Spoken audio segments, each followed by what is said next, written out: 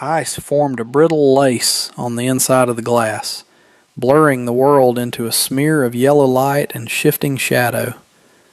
Lynn pressed closer, the cold of the pain a dead thing against her cheek. Hunger was a hollow ache below her ribs, a quiet beast that had been gnawing for 2 days. Outside, the town of Absolution was a study in gray and white.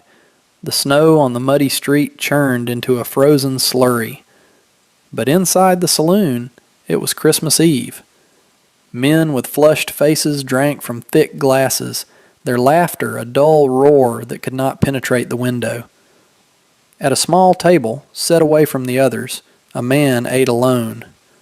He was immense, a creature of the high places, with a beard the color of winter frost and dark hair that fell past his shoulders. A slab of steak, dark and glistening, sat on his plate beside a mound of steaming potatoes. He ate with a slow, deliberate purpose, as if the food were a task to be completed. Lynn's world had shrunk to that plate. The memory of warmth, of sustenance, was a phantom limb she could almost feel. She had walked from the railhead, her husband's grave a fresh mound of earth she could no longer afford to visit, with nothing but the clothes she wore, a thin prairie dress the color of dust, and a gray scarf knitted by hands long still. The man looked up. His eyes, clear and gray as a winter sky, met hers through the distorted glass.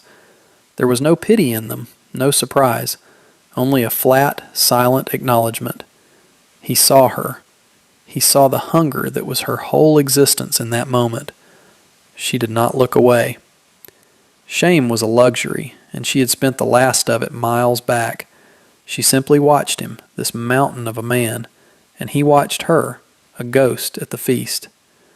A man in a waistcoat, his face slick with sweat, approached the big man's table. Lynn could not hear the words, but she saw the dismissive gesture, the curl of the man's lip as he glanced toward the window, toward her. The mountain man gunner did not turn.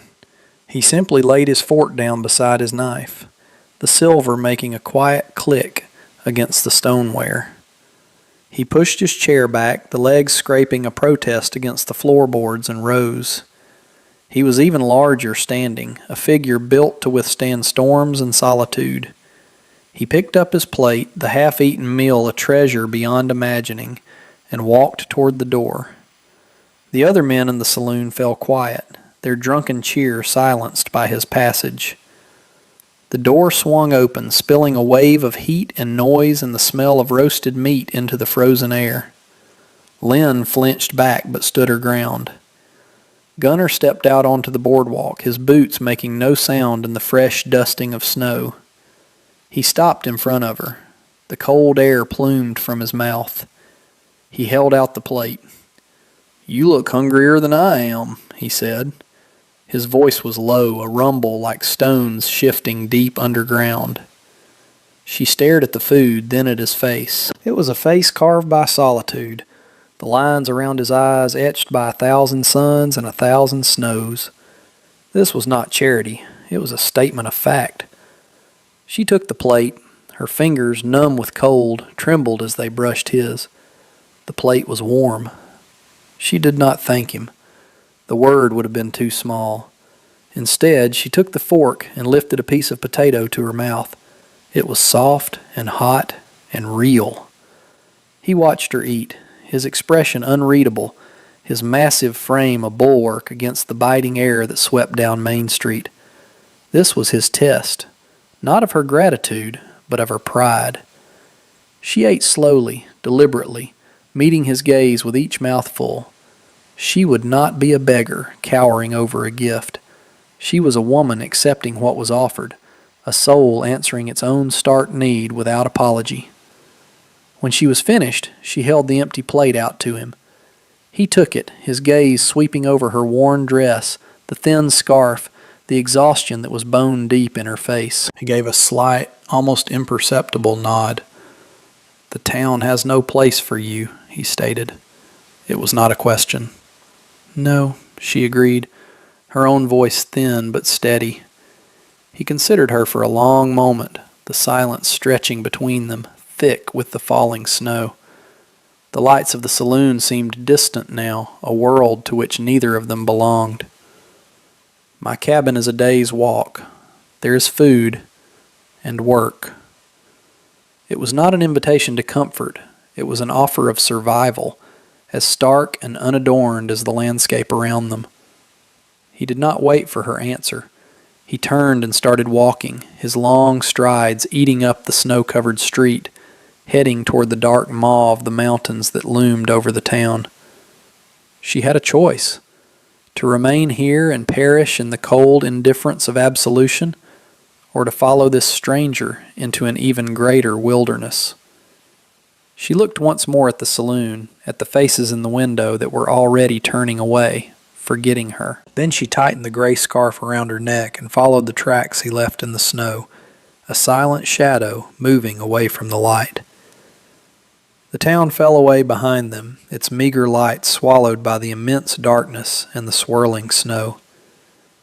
The path Gunnar took was not a path at all, but an instinctual line he drew through the timber and rock. He moved with a heavy, ground-covering rhythm that she struggled to match. The cold deepened, sinking its teeth into her marrow. Every breath was a shard of glass in her lungs. He never looked back to see if she was following. He knew she was. He could hear the soft crunch of her worn boots, the whisper of her thin dress against the brush. It was a sound of desperation, and he was fluent in its language. He was testing her. She understood this with a clarity that transcended the fog of her exhaustion. He was testing her endurance, her will. He offered no hand on the steep inclines, no word of encouragement when she stumbled. He simply was, a silent force moving ahead, and she had to choose with every step to keep him in her sight. The moon was a splinter of bone behind the clouds, casting a weak, ghostly light that made the snowfields gleam and the pines stand like legions of black-robed sentinels. They walked in a shared silence that was more profound than any conversation. The world was reduced to the sound of their breathing, the squeak of snow underfoot, and the distant, mournful cry of a hunting owl. Lynn focused on the back of his deerskin coat, on the steady swing of his arms. She thought of her husband, a scholar whose hands had been soft with ink, not calluses. He had spoken of coming west as a grand adventure, a poem waiting to be written. He had not been prepared for its brutal prose. He had lasted one winter. She would last this one. She would not think of the past. The past was a grave in frozen ground.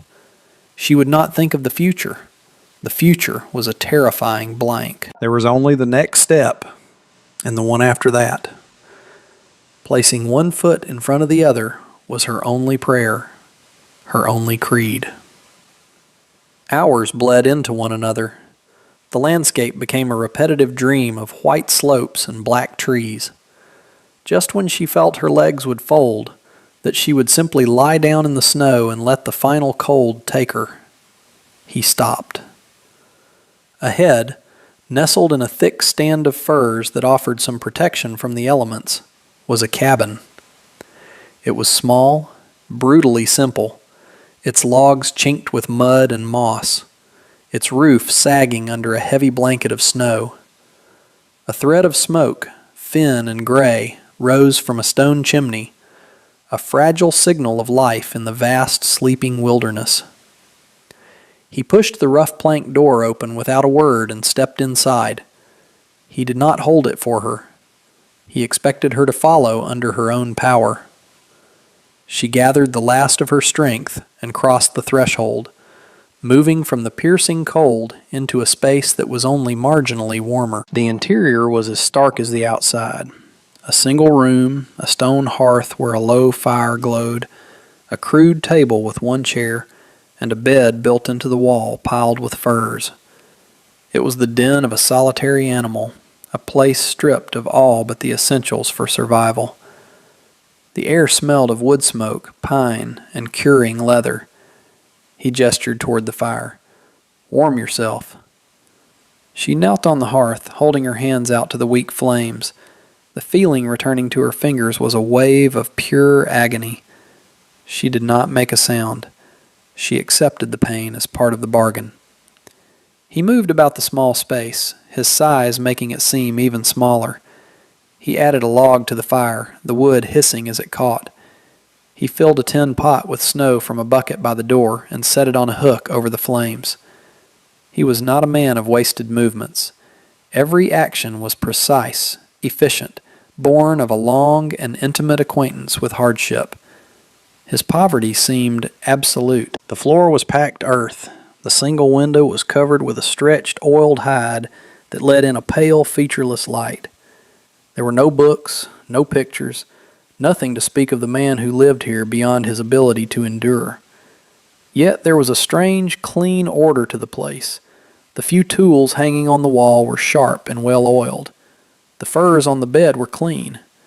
It was the poverty of choice, not of neglect. He broke a piece of dried meat from a strip hanging from the rafters and handed it to her, along with a tin cup of hot water. The jerky was tough and salty, but it was sustenance. It was life. She chewed it slowly, feeling the strength seep back into her limbs. He sat in the single chair, watching her, his gray eyes missing nothing. She was a puzzle dropped on his doorstep, and he was studying the pieces. "You have a name," he said. It was not a question. "Lynn," she answered, her voice raspy. "Gunner," he replied. And that was all. No questions about where she came from or where she was going. The storm had brought her here. That was explanation enough for the mountains. He pointed to the pile of furs on the cot. Sleep. He himself took a thick bear hide from a peg, wrapped it around his shoulders, and settled into the chair by the fire, his back to her. He would stand watch. She was too exhausted to feel fear or even gratitude. She crawled into the nest of furs. They smelled of him, a wild, clean scent of pine and cold air. It was not comforting, but it was real. As she drifted into a sleep that was closer to oblivion, she realized she had not spoken her husband's name in months. It felt like a betrayal, and also, terrifyingly, like a release. The next day began before dawn, in the blue-gray twilight that precedes the sun. Gunner was already awake, or perhaps he had never slept. The fire was built up, and the smell of boiling grain filled the small cabin. He gave her a bowl of the hot, tasteless mush without a word, and she ate it. Then the work began. He handed her a small, wickedly sharp axe. "The woodpile needs to grow," he said, and led her outside into the blinding white of the new day. The air was so cold it felt solid. He showed her how to split the smaller logs, not with brute force, which she did not possess, but with timing and precision, letting the weight of the axe head do the work. He demonstrated once, a single, fluid motion that sent 2 perfect halves of a log flying apart. Then he stepped back and watched. Her first attempts were clumsy. The axe bounced off the wood, jarring her arms to the shoulder. She did not complain. She did not look to him for help. She simply repositioned the log, took a breath, and tried again. And again. He observed her from the doorway of the cabin, mending a leather strap with a needle and thick thread. He saw the frustration in the set of her jaw, but also the fierce, quiet determination. She was not built for this life, for this labor. Her hands were small, her frame delicate under the worn dress. But there was a core of iron in her that he recognized. It was the same iron that resided in him. It was the will to continue when all reason dictated surrender.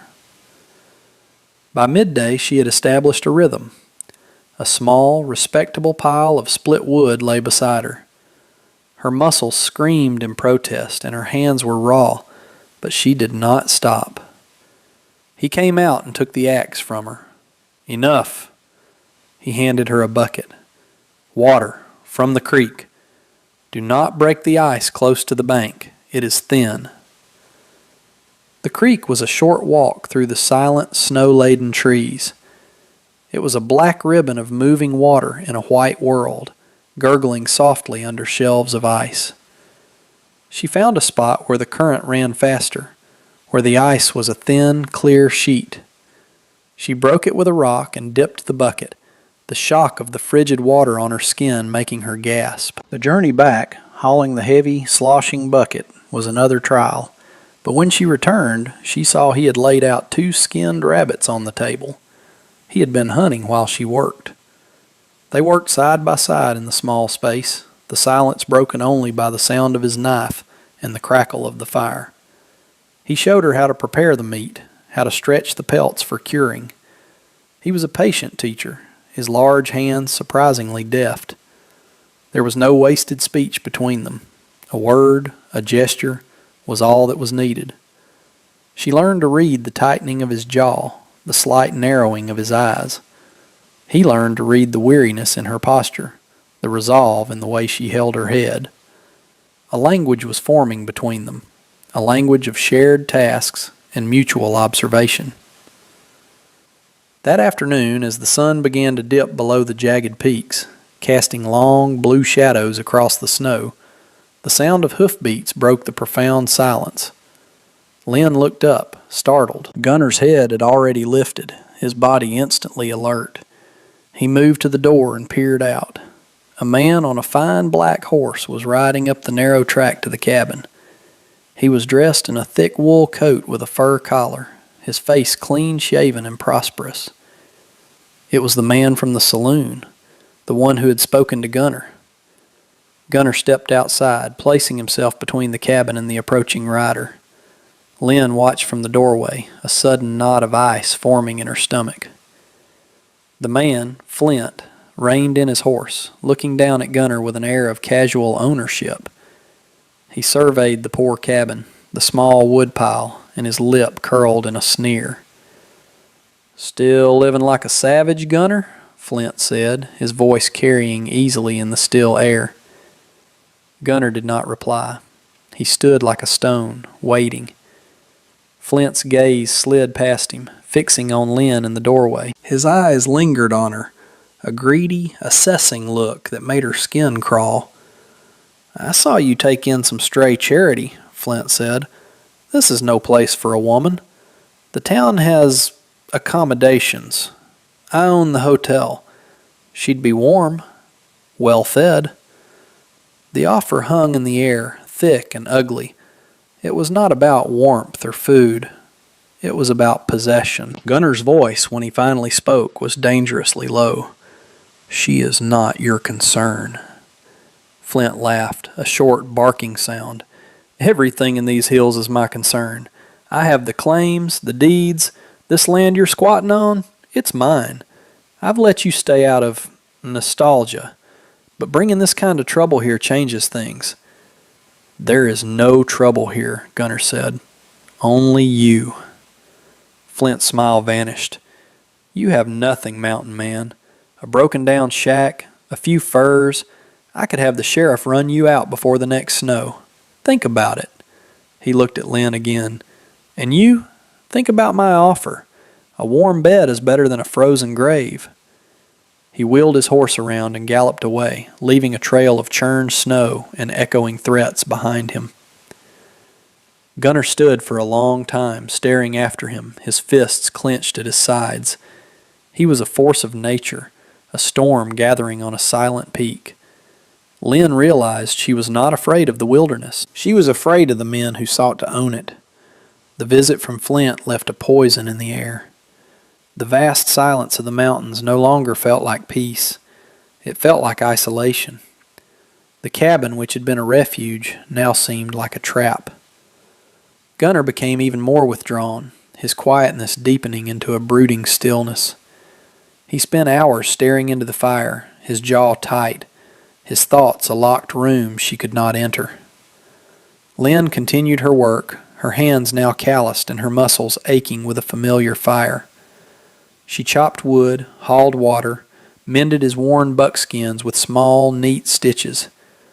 The work was an anchor in a sea of uncertainty. It was real. The threat from Flint was real too. She had seen men like him before, men who saw the world as a collection of things to be acquired.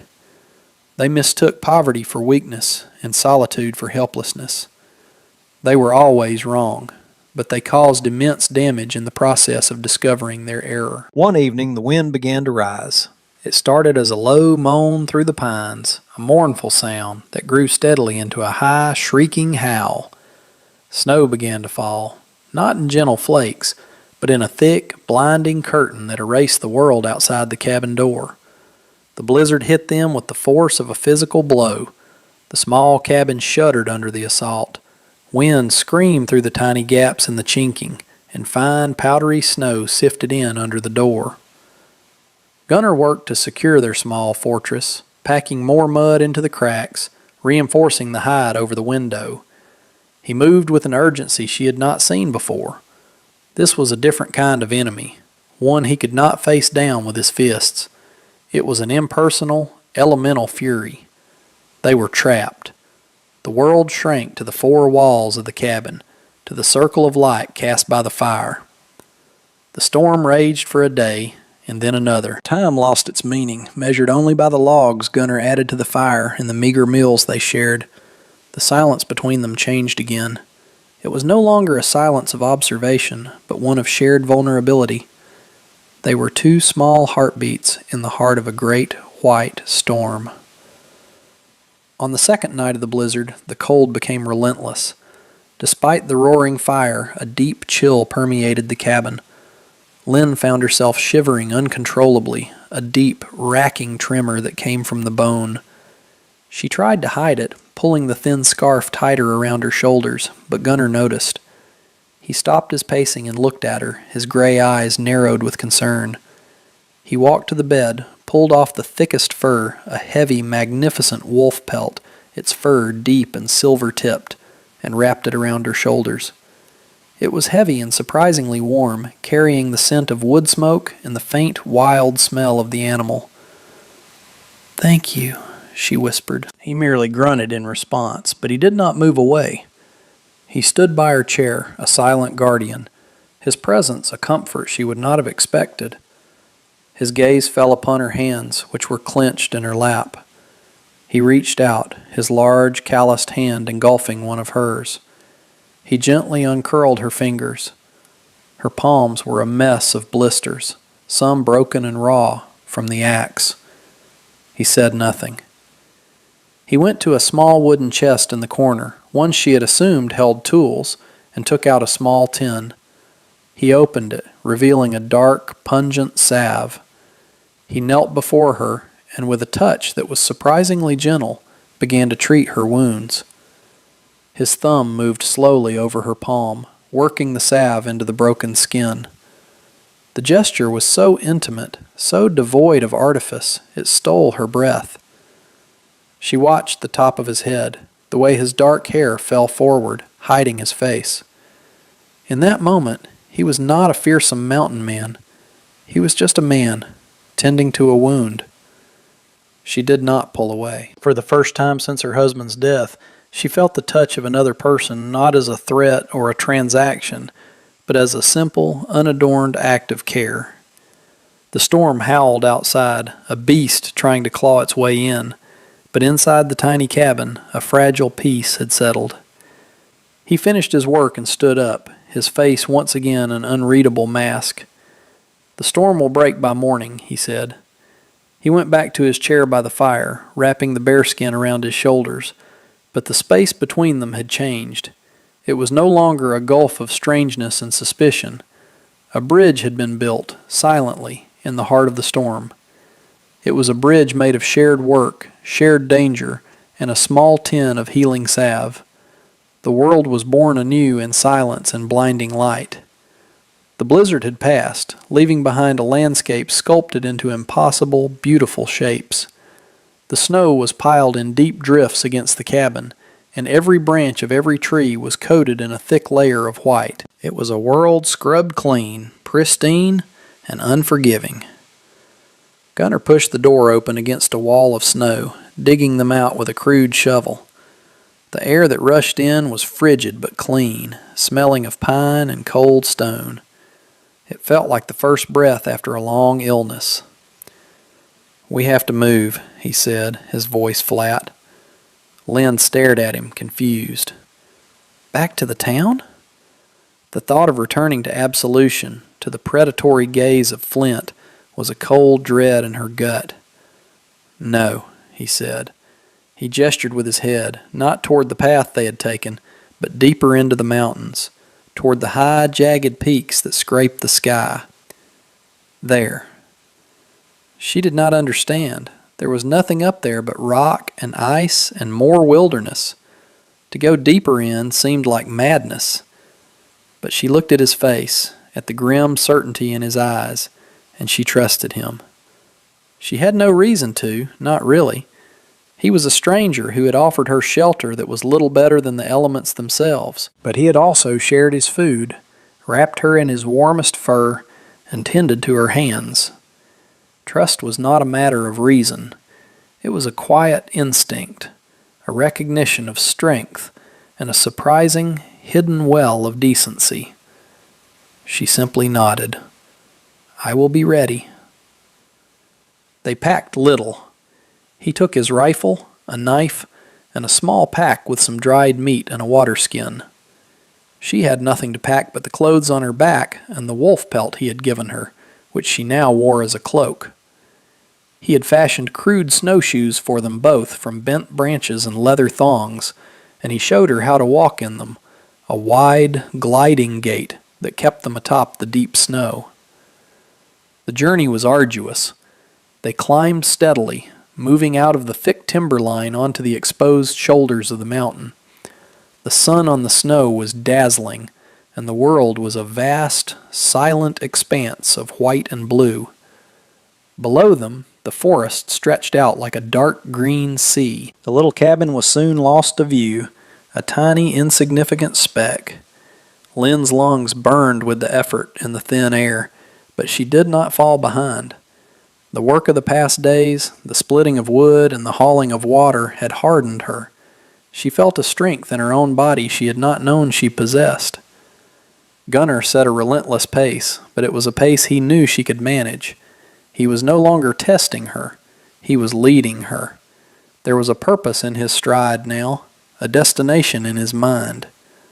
As they climbed higher, the wind returned, a keen, slicing blade that whipped plumes of snow from the high ridges.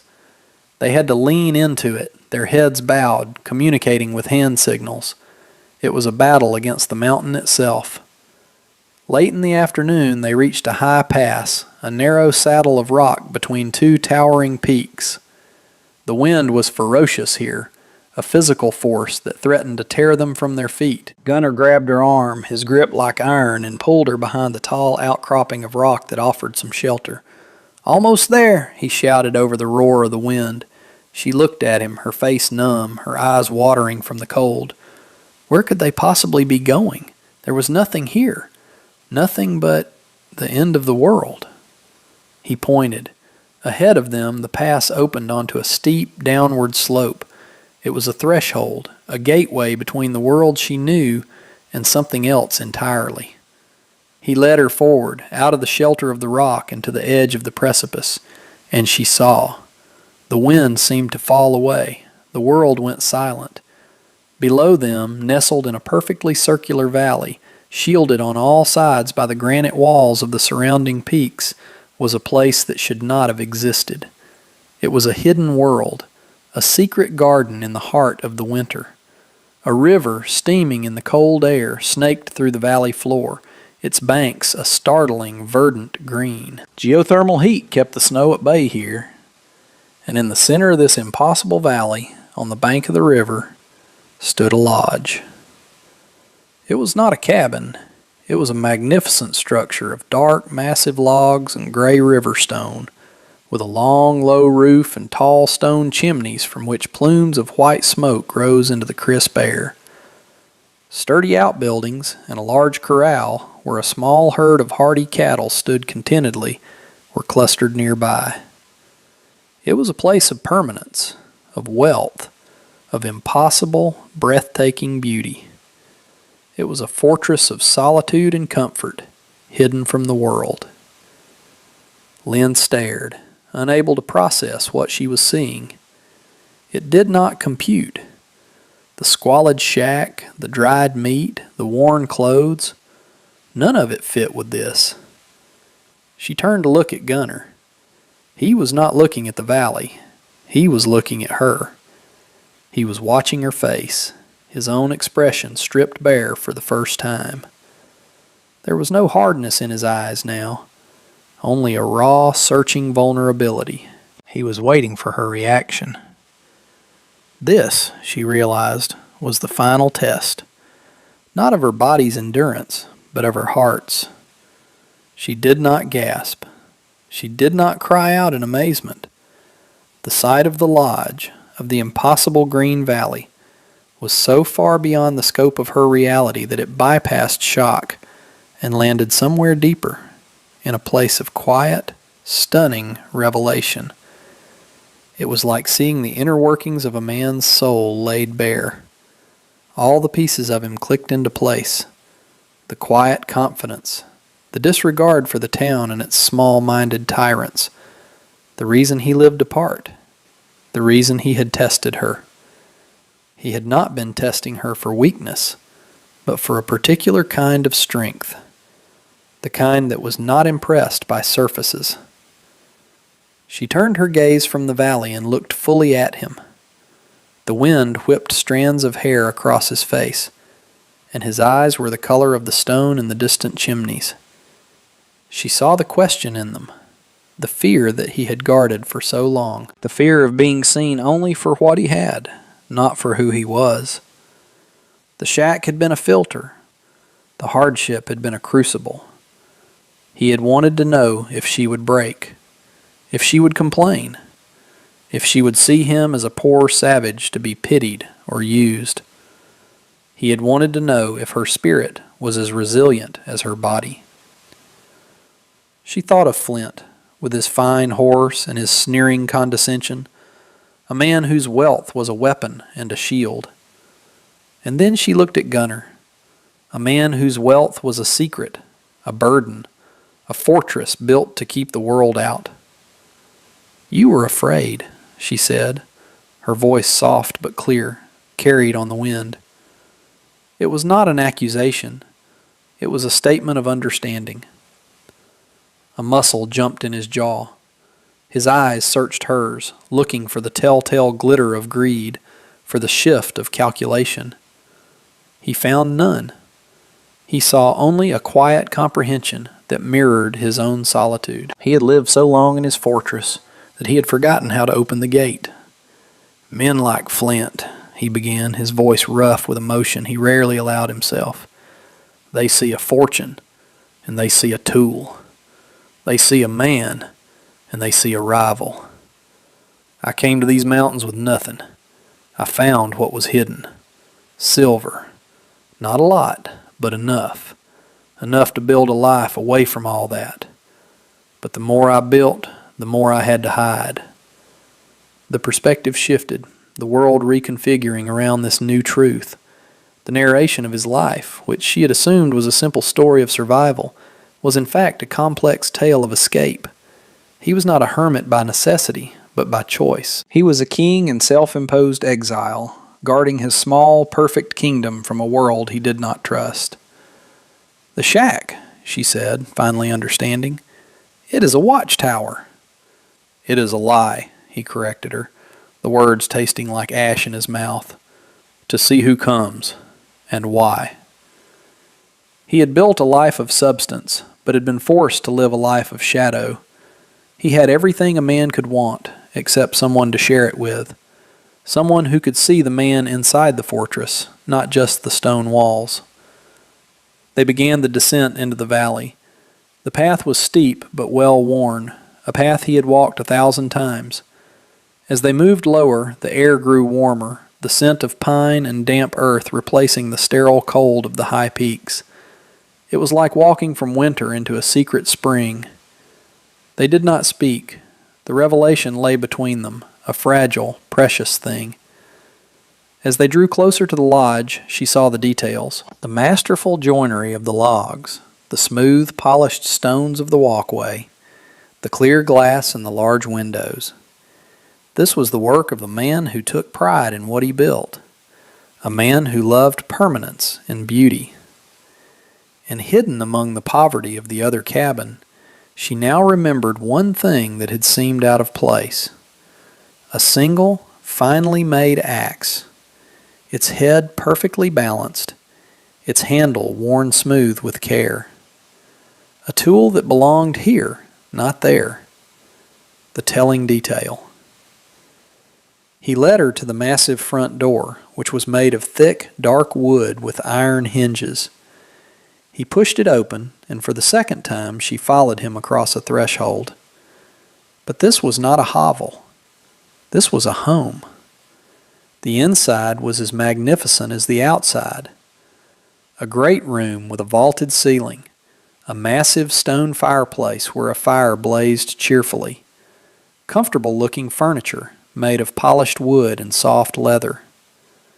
Bookshelves lined one wall, filled with leather-bound volumes. It was a place of warmth, substance, and quiet intelligence. It was the truth of him.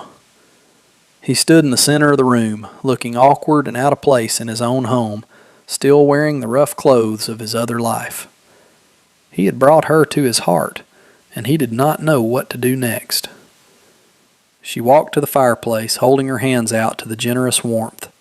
She looked around the room, at the life he had built, the life he had hidden. Then she looked at him, and her expression was not one of awe at his wealth, but of a deep, quiet sorrow for his loneliness. "No one should have to live two lives, Gunnar," she said. It was the kindest thing anyone had ever said to him. It was forgiveness and acceptance in one. He had shown her his secret, and she had not judged it or him. She had seen the cost. A great weight seemed to lift from his shoulders. The hardness that had been his armor for so long began to dissolve. He was just a man, standing in his home, with a woman who had walked through the fire of his mistrust and emerged whole. The sun, setting behind the western peaks, sent a final shaft of golden light through the window, illuminating the dust motes dancing in the air. It was Christmas Day. Outside, the world was a frozen wilderness, but in here, in this hidden valley, a new world was just beginning. He crossed the room to stand beside her at the fire. They stood in silence, watching the flames. It was a comfortable silence now, easy and full. "This is my home," he said, his voice quiet but steady. "I built it to be shared." He turned to her, and the question was there in his eyes before he spoke the words. "Will you make it yours, Lynn?" It was not a question about sharing a house.